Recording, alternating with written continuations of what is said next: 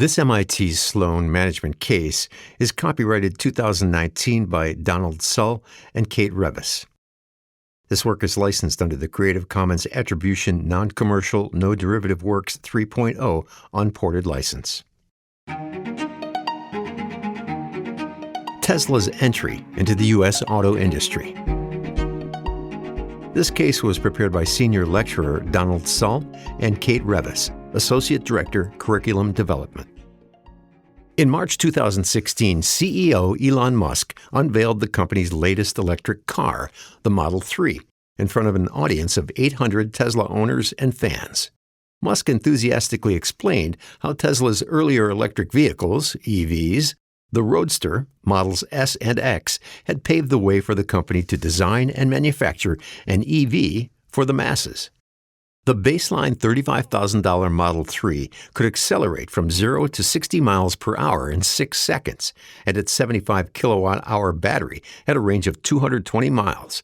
The range increased to 310 miles with a long-range battery option. Deliveries of the car would begin at the end of 2017.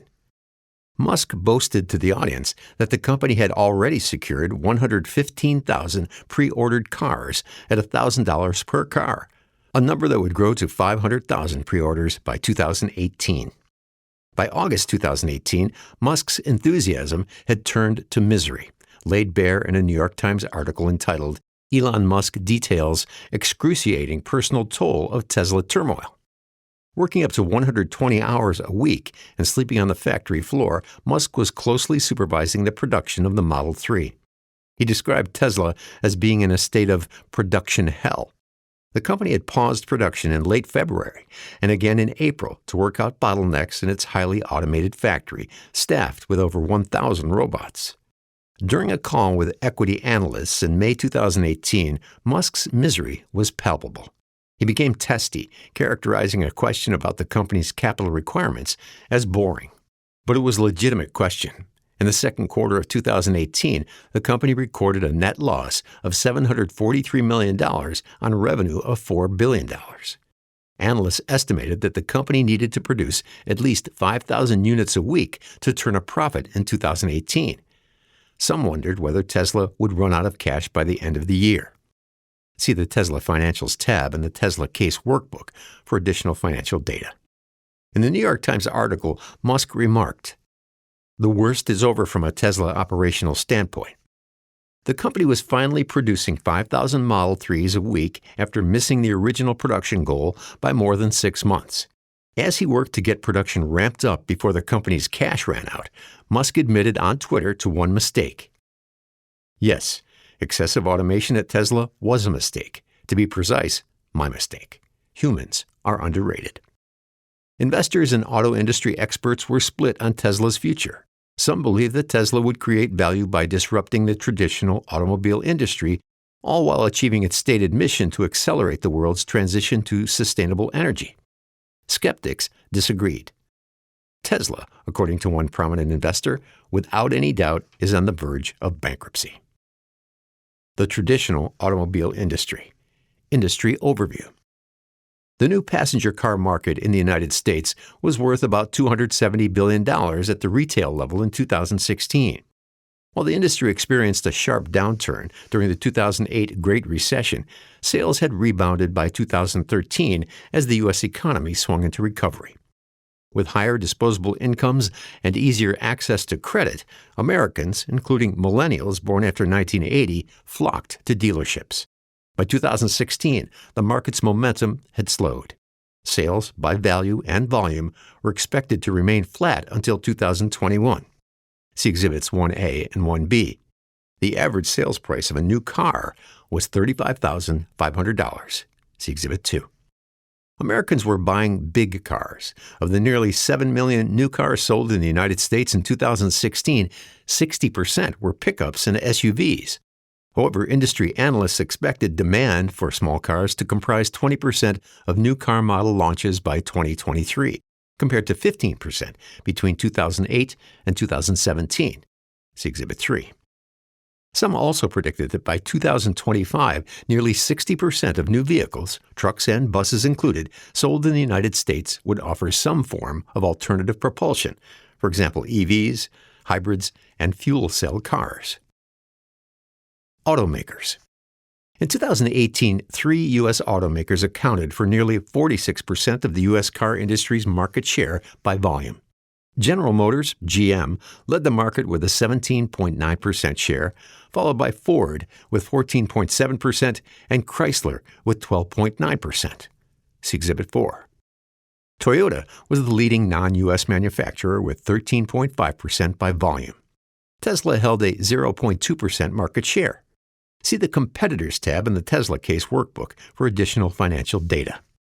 Automakers, who were sometimes referred to as original equipment manufacturers or OEMs, had historically earned low returns on their investments. The operating margins, operating income as a percentage of sales, of GM, Ford, and Chrysler were 7.4%, 6.4%, and 3.2%, respectively. OEMs faced significant barriers to exit. The automotive sector employed nearly 3 million people in the United States, nearly 1 million in manufacturing, and 2 million in retail. And politicians at the federal, state, and local levels were keen to protect those jobs. The automakers' resources, including factories and brands, were highly specialized and could not be easily redeployed to other uses. Not one of the big 3 U.S. manufacturers had left the market, even during the 2008 Great Recession when their manufacturing capacity utilization fell below 33%. See Exhibit 5. Both Chrysler and GM declared bankruptcy in 2009. The federal government rescued GM, and Chrysler was acquired by Italy-based Fiat. Within 2 years, GM had returned to profitability, although it continued to earn low returns on investment. Customers demonstrated little brand loyalty when it came to the cars they bought. 80% switched brands when trading in a car and buying a new one. Customers of Toyota's luxury brand Lexus were the most loyal. But even among Lexus owners, only 30% replaced their trade-in with another Lexus. Replacement rates for other luxury brands were lower, considerably so for some. Mercedes-Benz, 28%, BMW, 24%, Porsche, 22%, Audi, 16%, and Jaguar, 12%. Wall Street was not convinced that the traditional automotive OEMs were well positioned to respond to significant industry shifts brought on by startups like Tesla and technology companies with deep financial pockets like Google and Apple. New entrants were investing heavily in EVs, autonomous driving, and mobility services, technologies and services that enabled goods and people to move around more freely. As the industry moved from selling cars to providing mobility services, the sources of industry revenues and profits were projected to shift. See Exhibits 6A and 6B. New entrants. The barriers to entering the auto industry were high. New entrants had to contend with creating brand loyalty, building manufacturing capabilities and factories, developing a dealer network, and attaining the capital requirements to develop and build a new car, which could be as much as $6 billion and take up to 6 years. Research and development, R&D expenditures for OEMs based in the United States was about 5% of revenue. 6 automakers were among the world's most valuable brands, including Toyota, with an estimated brand value of $45 billion, Mercedes-Benz, $34 billion, BMW, $31 billion, Honda, $26 billion, Audi, $14 billion, and Ford, $14 billion. Exhibit 7 shows how much the 10 largest OEMs spent on capital expenditure, R&D, and acquisitions between 2006 and 2016. While there had been no domestic entrants at scale in the United States since the 1920s, there had been entry by non-U.S. manufacturers. Japanese, Toyota, Honda, followed by Korean, Hyundai, Kia automakers, entered at the lower end of the market in price, starting in the early 1980s and moved up to higher-end brands. For example, Lexus, once they had established a firm foothold. In 2018, OEMs headquartered outside the United States were producing more cars in the United States than GM, Ford, and Chrysler combined. Companies like Toyota, Daimler, BMW and Nissan were building and expanding factories and workforces across the southern and southwestern regions of the United States. Daimler was investing $1 billion in its Alabama-based plant, which produced 286,000 cars in 2017, and BMW was spending $600 million to expand its South Carolina plant, which produced 370,000 cars. Toyota's 4 U.S. factories, which together produced nearly 2 million cars in 2017, were about to become 5 after the company announced in January 2018 that it would be building a $1.6 billion shared factory with Mazda in Alabama, which would result in 4,000 new jobs. Suppliers. Globally, over 11,000 companies supplied automobile manufacturers with parts, tires, batteries, and systems, braking, electrical. These suppliers ran 60,000 production facilities and employed 7 million people worldwide. The $2.2 trillion global automotive supply business was highly fragmented. The top 5 players, Robert Bosch, Continental, Magna, Denso, and ZF Friedrichshafen, accounted for 8.1% of revenue. See the Suppliers tab in the Tesla Case Workbook for additional data on suppliers. There were 3 tiers of suppliers. Tier 1 suppliers, for example, Robert Bosch, sold components and subsystems that integrated multiple parts, such as a steering system, directly to OEMs. Tier 1 suppliers had deep technical capabilities that allowed them to diversify beyond the automotive industry. More than 40% of Bosch's revenue, for example, came from the company's non-automotive business. The company sold solutions that integrated smoke detectors, climate control, and appliances into what it called a smart home system. Tier 2 suppliers sold parts such as interior trim, bumpers, wires, and cables to Tier 1 suppliers. Like their Tier 1 counterparts, many Tier 2 suppliers sold to customers in multiple industries. Tier 3 suppliers sold undifferentiated raw materials such as steel or rubber to OEMs and to Tier 1 and Tier 2 suppliers. On average, a car manufacturer had hundreds of suppliers. Ford, for example, purchased 80% of its parts from 100 suppliers. Automotive suppliers were typically more profitable than automakers.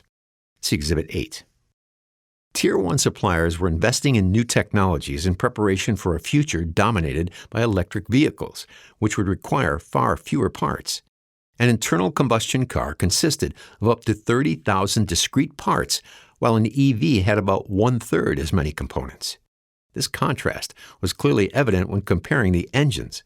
An internal combustion engine, ICE, required hundreds of moving parts, while the induction engine used in EVs only had a few. ICE cars had anywhere from 6 to 10 gears, while EVs had 1. Tier 1 suppliers were expected to capture a larger portion of a vehicle's value by selling subsystems, such as advanced driver assistance systems and infotainment systems that enhance safety and the driver's experience. Suppliers of new technology and software were predicted to capture 11% of profits by 2030, up from 4% in 2015. In addition, because they provided the majority of fuel-saving technology in R&D and production capacity, Tier 1 suppliers were reaping the benefits of new fuel economy standards and renewable fuel standards. One industry analyst predicted that between 2014 and 2025, automakers would spend $110 billion on fuel-saving technology, of which $90 billion would be paid to suppliers. Customers. Car buyers. In 2018, there were 113 million registered passenger cars in the United States. Average vehicle retention was at an all-time high of 11.6 years. Most of these cars spent 95% of their time parked. Approximately 75% of workers in the United States commuted alone by car. Millennials, a generation of 75 million people, had a lower rate of car ownership than previous generations at their age. One study found that 92% of 20 to 24-year-olds had a driver's license in 1983, a rate that had dropped to 77% by 2014. While the 2008 Great Recession delayed their entrance into the car buying market, millennials were the fastest-growing segment of car buyers, and J.D. Powers predicted that by 2020 they would make up 40% of new car purchases. Compact cars and some crossovers were their cars of choice. Before entering a dealership, they spent significant time on the internet, researching makes and models and conferring with acquaintances on social media. According to a study by AutoTrader, they spent an average of 17 hours researching vehicles before making a purchase. As one industry observer noted, millennials buy cars more pragmatically. Maybe they miss that moment when you deeply fall in love with cars, or a car, or personal autonomous transportation. And they are forever going to be more on the pragmatic car as commodity, car as appliance part of the equation. Millennials' parents were also starting to think differently about car ownership. According to a 2015 Zipcar study, baby boomers, those born between 1946 and 1964, were moving to the city in large numbers to take advantage of shorter commutes and the cultural experiences urban life offered. 87% of the study's respondents said that having a shorter commute was an important part of urban life, while 65% said that getting around without a car was a key attribute of urban living. Many relied on ride-hailing services as customers as well as a source of income. A 2015 Uber study determined that 39% of its drivers who drove over 30 hours per week were 50 years and older. In making purchasing decisions, a survey of over 2,000 car buyers ages 18 to 64 found that safety, fuel efficiency, and high quality were the most important buying factors, whereas spaciousness, price, and brand were ranked least important. See Exhibit 9. For millennials, the top 5 desired features when looking for a car were navigation systems, satellite radio, Bluetooth, MP3 players, and mobile integration. Dealerships. In 2018, there were over 18,000 new car dealerships in the United States, down from nearly 22,000 in 2007. Sales of new cars accounted for roughly 30% of a dealership's profits. Dealers earned approximately 2% of the purchase price of a new car in profit. Dealerships made between 45 and 60% of their profits through servicing cars and supplying replacement parts, although those profits were expected to decrease significantly with EVs that required less service and fewer repairs. A 2016 study found that dealers steered customers away from EVs by not displaying them prominently, not having an EV available for a test drive, not mentioning available tax credits and rebates, or not having basic knowledge about EVs. Dealers were losing their allure with car buyers. The majority of American car buyers dislike going to the dealer and having to negotiate price with well-trained salespeople. A survey of 100,000 car consumers by Accenture found that 75% would consider buying their car online, thereby bypassing the dealer altogether. Cox Automotive, an automotive industry marketer and research provider, predicted that up to 10% of cars would be purchased online in 2019. Millennials were being credited with moving the car buying process online. In addition to their reluctance to buy a car from a dealership, millennials were also reluctant to work at one because of long hours, unstable pay, and the haggling with consumers that was required. Auto dealers experienced a 50% annual turnover among their millennial employees. The changing face of mobility. In 2018, several changes were fundamentally reshaping the automobile industry.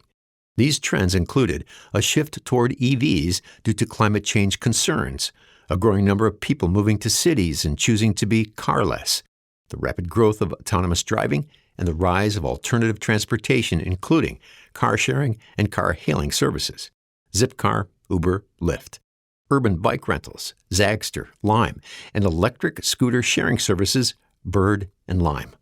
Some consumers viewed a car less as a mode of transportation and more as a computer on wheels. Automakers, in response, were attempting to recast themselves as software-fueled experience providers. Electrification. In 2017, roughly 200,000 EVs were sold in the United States, a 25% increase over 2016 sales, putting the total number on the road at roughly 760,000. The Nissan Leaf was the first mass-market electric vehicle to be sold in the United States. It debuted in late 2010 with a price tag of $32,780 or $25,280 after a $7,500 federal income tax credit. The car's 24-kilowatt-hour battery had a range of 100 miles. The Leaf experienced a bumpy rollout, and missed sales projections. 2012 sales were half of the projected 20,000 units, which led Nissan to lower prices to boost sales. Government subsidies to consumers were helping to drive EV adoption, which provided the scale required for EVs to become economically viable for manufacturers. Buyers of EVs were entitled to a $7,500 federal tax credit up until December 31, 2018. Between January 1 and June 30, 2019, the credit would decrease to $3,750 and then to $1,875 until December 2019. A number of states offered additional tax credits or rebates to EV buyers, including California, $2,500, Connecticut, $3,000, and New York, $500 for EVs over $60,000 and $2,000 for those under $60,000. The most expensive part of an EV is the lithium-ion battery. The battery pack on Chevrolet's Bolt EV cost $10,000 to $12,000, accounting for 33% of the final price of the car. Fortunately for EV manufacturers, battery prices had fallen 80% between 2010 and 2017. See Exhibit 10. Batteries on EV models varied their capacity based on kilowatt hours. The time it took to charge the battery, about 35 hours to completely charge a Nissan Leaf using 110 voltage and 7.5 hours with 220 voltage. And range, how many miles could be driven per charge.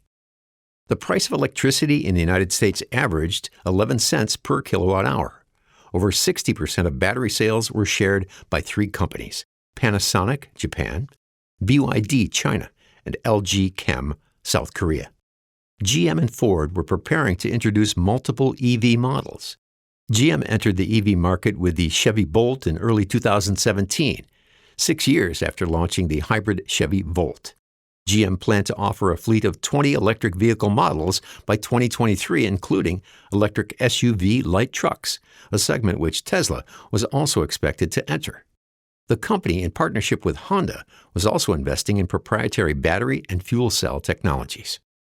Ford entered the EV market in 2012 with an electric version of the Focus. In early 2018, the company announced that, over the following 4 years, it would be phasing out most of its passenger internal combustion models to focus on light trucks and EVs. It was investing $11 billion and planned to roll out 24 hybrids and 16 EVs, including a 300-mile range Mustang-inspired SUV, by 2022. Toyota, which lagged behind its competitors in rolling out EVs, planned to have 10 EV models by the early 2020s. In late 2017, the company announced it was in talks with battery maker Panasonic to form a joint venture in Japan to make batteries for EVs.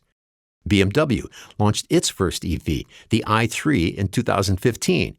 Its EV crossover, the iX3, with a range of 250 miles, would arrive in 2021.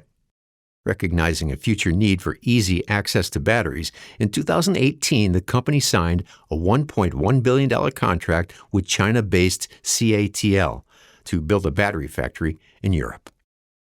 With electrification came the need for public charging stations.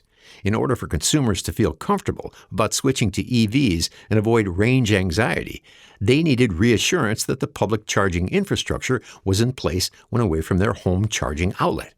There were 16,000 public charging stations and 43,000 individual charging connectors in the United States compared to 112,000 gas stations. Building and maintaining charging stations was unprofitable, and different stakeholders, including automakers, power companies, third-party charging companies, and governments, debated who should be responsible for these stations. Since 2015, BMW and Nissan had partnered with EVgo, the nation's largest public direct current DC fast charging operator, to build a network of fast charging stations, which were publicly available for all EV drivers. A fast charging station could add 60 to 100 miles of range in just 20 minutes. As part of its diesel emissions settlement with the U.S. government, Volkswagen would be installing 2,000 fast charging stations in 17 U.S. cities by 2019. Utilities were beginning to eye the EV charging infrastructure market, and several were running pilots and experimenting with different business models.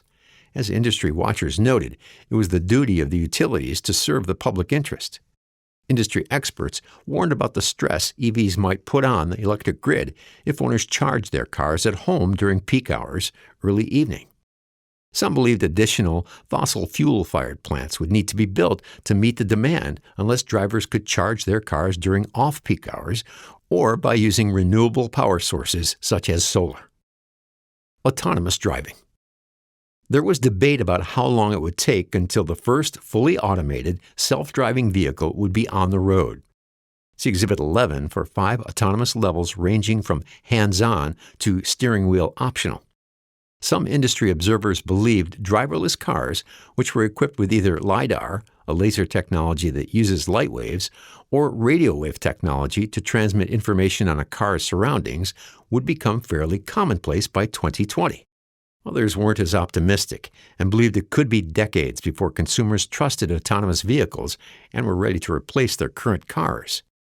Several companies were testing different levels of autonomous vehicles with mixed success. Tesla, Uber, and Waymo, a subsidiary of Google's parent company Alphabet Incorporated, had all experienced crashes that resulted in serious injuries and, in some cases, fatalities. While Tesla experimented on its own cars, Uber and Waymo tested their self-driving technology on Toyotas and Fiat Chryslers. Like Waymo and Uber, Apple looked to OEMs to supply the vehicles for their autonomous vehicle initiative. Apple was equipping Lexus SUVs with LiDAR, radar sensors, and many cameras. By May 2018, Apple was testing 45 cars, more than the number being tested by Waymo and Uber. GM, which received a $2.3 billion investment from SoftBank for its self-driving division GM Cruise Holdings, was the most active of the car manufacturers in testing autonomous vehicles. The company's test fleet of 180 autonomous EVs was providing taxi-like services for company employees in San Francisco. A human was on board in all vehicles during the testing phase. Industry observers predicted that either GM or Waymo would win the race to bring the first fully autonomous vehicle to market. Self-driving cars, many believed, would make traveling by car safer by eliminating human error and distraction. In addition to safer roads, driverless cars would enable ride-sharing, thereby reducing private car ownership. As one industry observer noted, in the past, cars were primarily about driving and secondarily about content consumption. With autonomous cars, that prioritization will be reversed. Fully automatic cars will be battery-powered living rooms on wheels. The speed of adoption of self-driving cars would depend on regulations. Only 6% of the largest cities had language about autonomous vehicles in their long-term transportation plans, and consumer acceptance. Connectivity. With a growing segment of society craving continual connection with the world around them, car manufacturers were investing in digital connectivity. As defined by the automotive practice of consulting firm PricewaterhouseCoopers, PwC, a connected car had access to the Internet and a variety of sensors that were able to send and receive signals, sense the environment around them, and interact with other vehicles or entities, such as in-home virtual assistants like Alexa. The key elements of a connected car were adaptive driver assistance systems, infotainment, human-machine interfaces, for example, touchscreen or any device enabling continuous communication between driver, passengers, and the car outside world, and vehicle services, for example, safety and vehicle management services, over-the-air software updates. As cars became more connected, R&D investment by OEMs was expected to move from hardware, the car itself, to software solutions integrated into the vehicle, a shift that would require automakers to hire more software engineers. A McKinsey & Company report estimated that the United States alone would require up to 100,000 additional software engineers to work in its automotive industry. The profits automakers reaped in the future would depend on the type of connectivity packages that OEMs sold with their cars. The CEO of LeEco, a Chinese conglomerate, noted in an interview that he would eventually be able to offer his company's electric car, the LeC, for free, earning money from the myriad services the company sold to customers. How OEMs would profit from connected cars and whether they would try to do so by building, buying, or partnering was not clear. As PwC put it, The risk is that they, OEMs, will become mere manufacturers of increasingly commoditized vehicles, dumb pipes on wheels, through which the truly valuable connected and mobility services pass. Connected car revenue was expected to surge from $53 billion in 2017 to $156 billion by 2022. See Exhibit 12.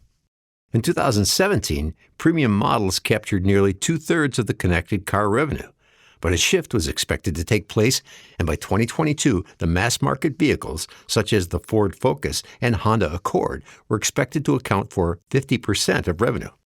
75% of connected car packages would be sold as part of smaller, less expensive cars, and the prices for the packages would be lower. Prices and services included in connected car packages varied considerably among OEMs, as did the level of price transparency. GM's OnStar Safety and Security Plan, which included automatic crash response, stolen vehicle assistance, and navigation, was $24.99 a month after a 6-month free trial. Toyota's Safety Connect, a standard feature on all models that provided emergency assistance, stolen vehicle locator, and crash notification, was $8 a month after a 3-year free trial. Navigation services were sold separately, with the basic service costing $24.99 a year after a free trial. Alternatives to private car ownership. Some industry observers believed that electrification, autonomous driving, and connectivity would alter but not fundamentally change the traditional business model of selling cars that OEMs had pursued for decades. Others argued that consumers' views of transportation were fundamentally shifting.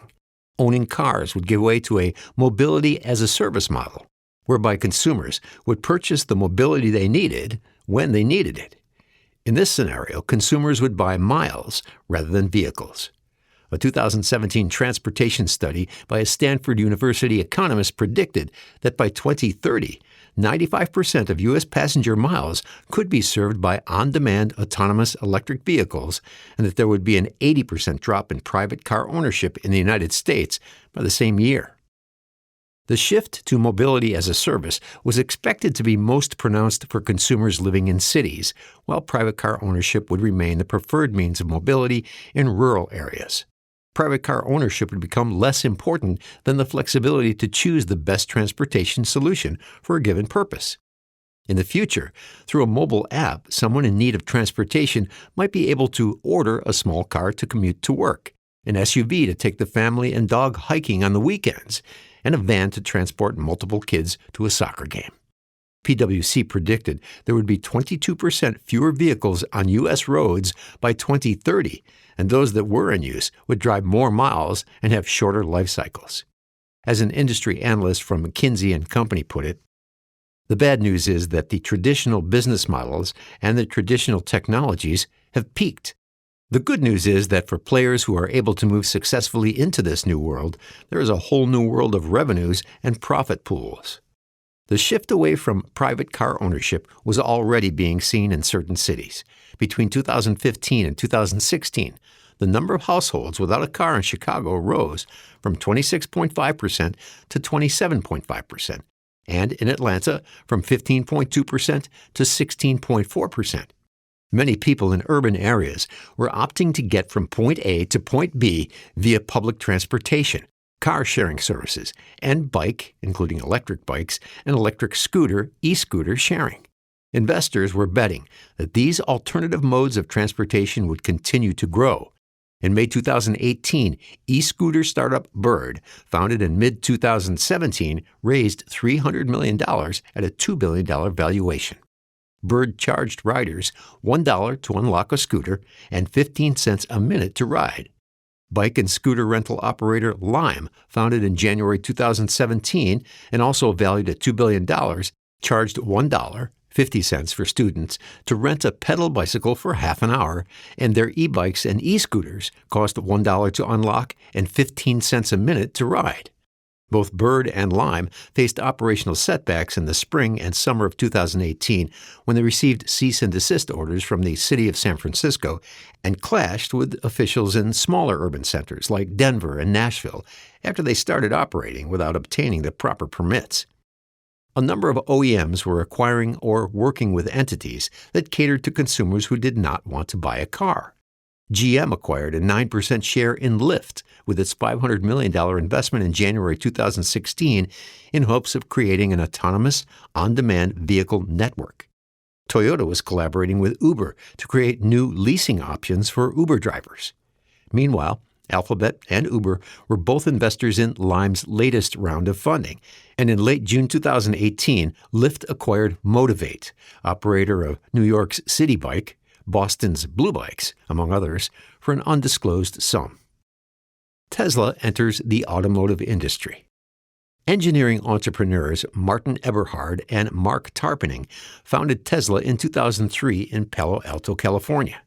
Elon Musk, who had earned $165 million from the sale of his stake in PayPal in October 2002, led the Series A round of funding of $7.5 million in 2003 and became chairman of the board in 2004. None of the company's original leadership team had a background in the automotive industry. In 2007, Tesla experienced cost overruns on its first EV, the Roadster, and by the end of the year, it had 3 CEOs, including co-founder Eberhard. Musk, who by that point had invested $55 million in Tesla, appointed himself CEO in October 2008, saying, "That's part of the reason I decided to take over as CEO. I have so many chips on the table. I need to steer the boat completely." Tesla's 9-person board included several members with close ties to Musk's various business interests. The CEO of Solar City, Musk's cousin, the CFO of Solar City, and 2 directors of Musk's rocket company, SpaceX. The company had witnessed the departure of several key managers in 2018, including the VP of Engineering and 2 high-ranking engineers who worked on the company's automated production line. Tesla had roughly 34,000 employees worldwide, including 10,000 who worked in the company's manufacturing plant in Fremont, California, and 1,000 at its battery and motor gigafactory in Nevada. The company went public in June 2010 at a price of $17 per share, and by August 2018, the stock was trading at $335 per share, putting its market capitalization higher than GM's. There had been no stock splits. Tesla recorded its first profitable quarter, $11 million in net income, in March 2013 and booked profits a second time in October 2016, but posted losses for every other quarter. See the Tesla Financial tab in the Tesla Case Workbook. Many investors were skeptical of Tesla's long-term viability and bet that its stock would drop in price. Tesla's master plan. Tesla's strategy was spelled out in the master plan that Musk posted on the company's website in 2006, which included the following. Almost any new technology initially has high unit cost before it can be optimized, and this is no less true for electric cars. The strategy of Tesla is to enter at the high end of the market where customers are prepared to pay a premium, and then drive down market as fast as possible to higher unit volume and lower prices with each successive model.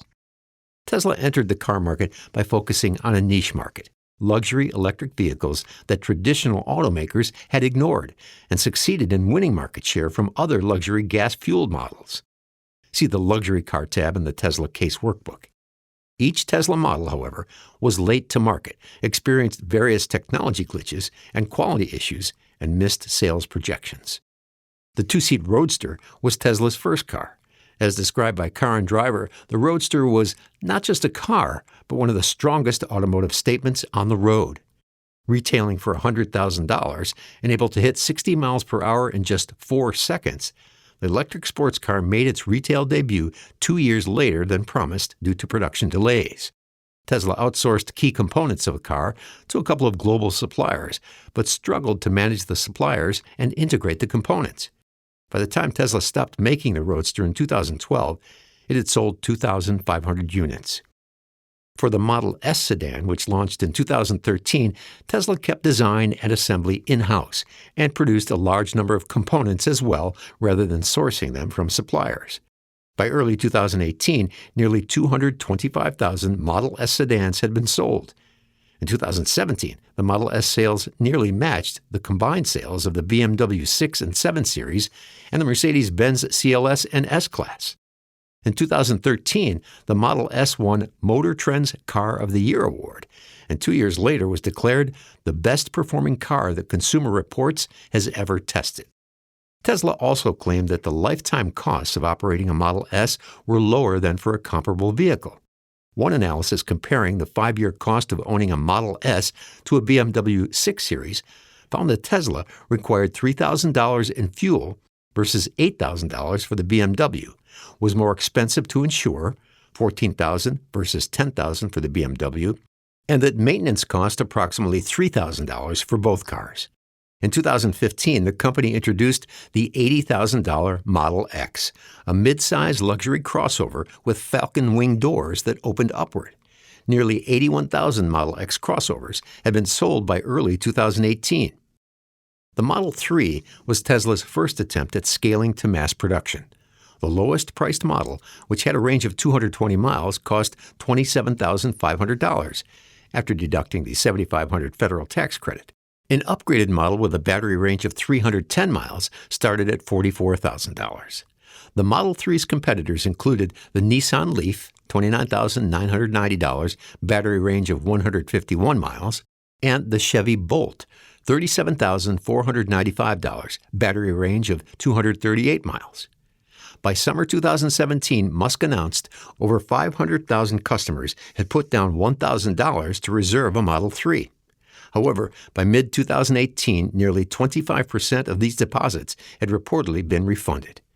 By the first week of September 2018, Tesla had manufactured almost 85,000 Model 3s and was estimated to be producing over 4,800 per week. Production hell.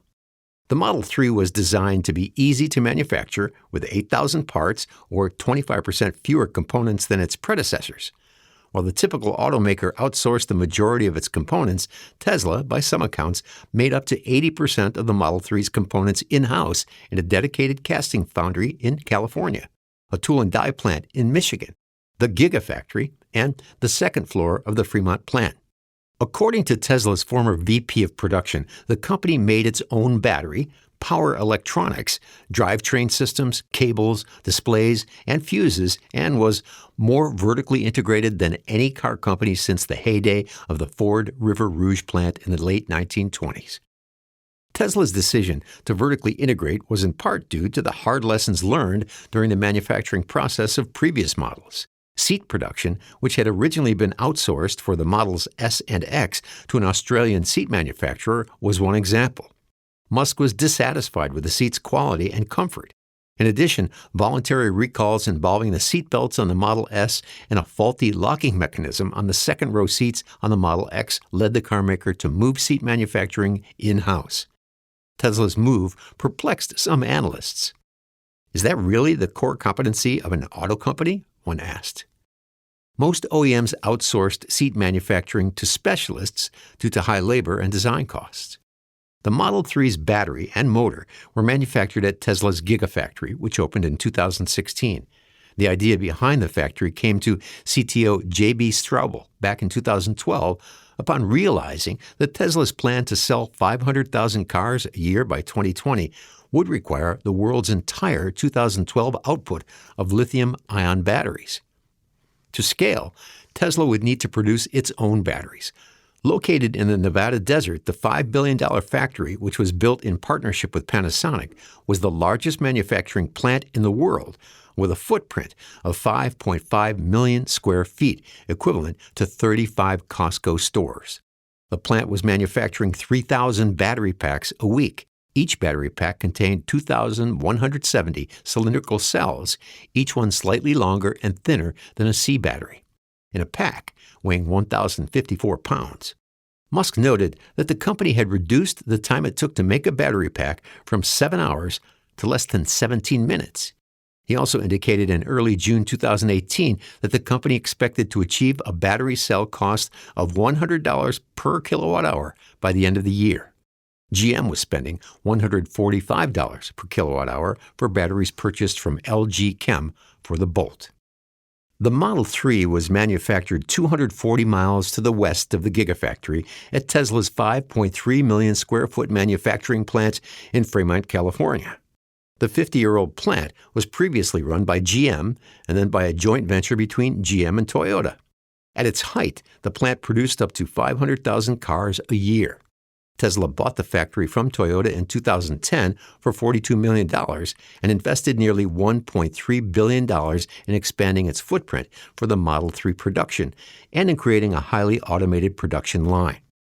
Musk envisioned an alien dreadnought factory that used artificial intelligence and robots to build cars faster than any human assembly line.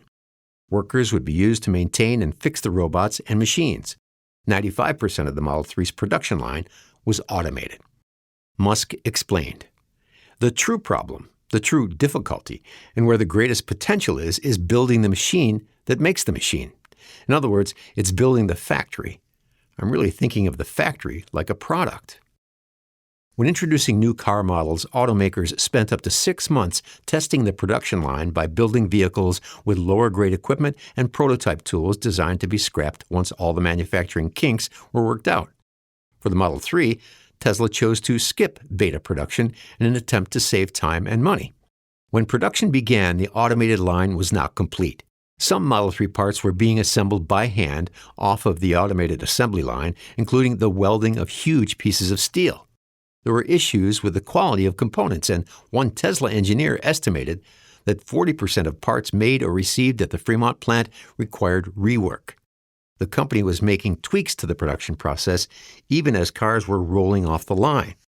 Musk's desire for full automation before perfecting the production process first was puzzling to some.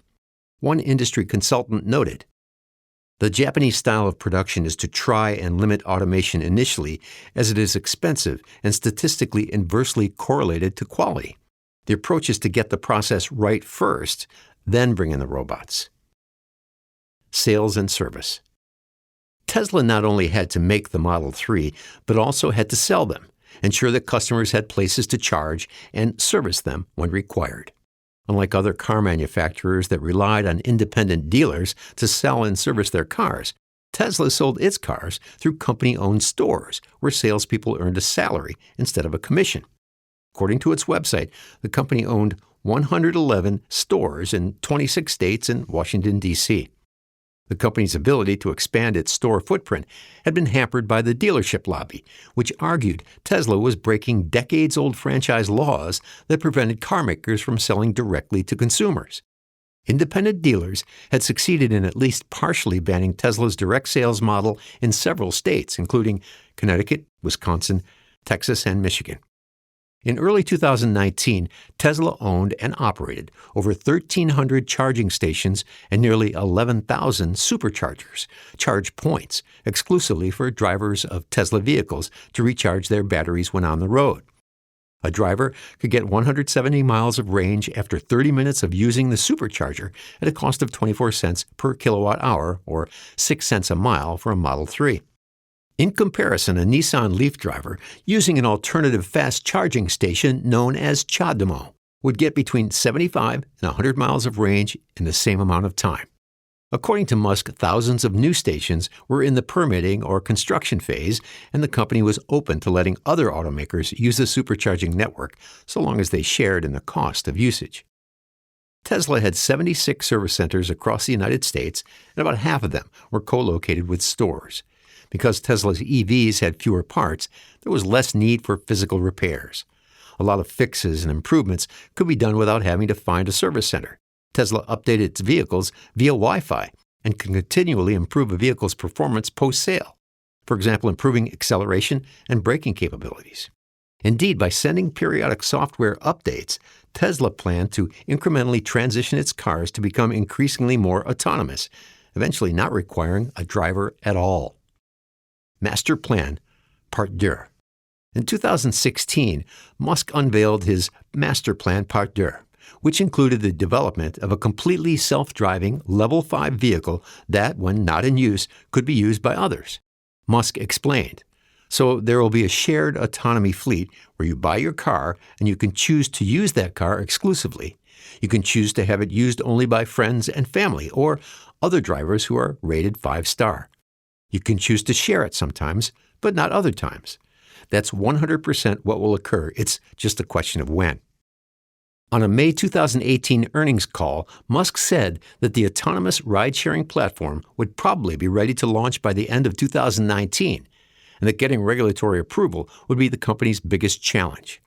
One automotive analyst speculated that it could add somewhere between $2 billion and $6 billion in revenue for Tesla, and that a Tesla owner could make up to $6,900 a year after paying Tesla a 10% cut and factoring in energy, insurance, maintenance, and non-cash depreciation. Conclusion. Many believed Musk had succeeded in spurring innovation in what had been a traditionally slow-to-change industry. In imagining a world without Tesla, one board member mused, "What would the world look like? I have the sinking suspicion it wouldn't look that different than 10 years ago. A bunch of hybrid cars, a bunch of noise about hydrogen vehicles. I don't think the world would look anything like today, where entire nations are saying, we're going to stop making gas cars." But the question remained, could Tesla not only survive, but also thrive in the automotive industry over the next few years?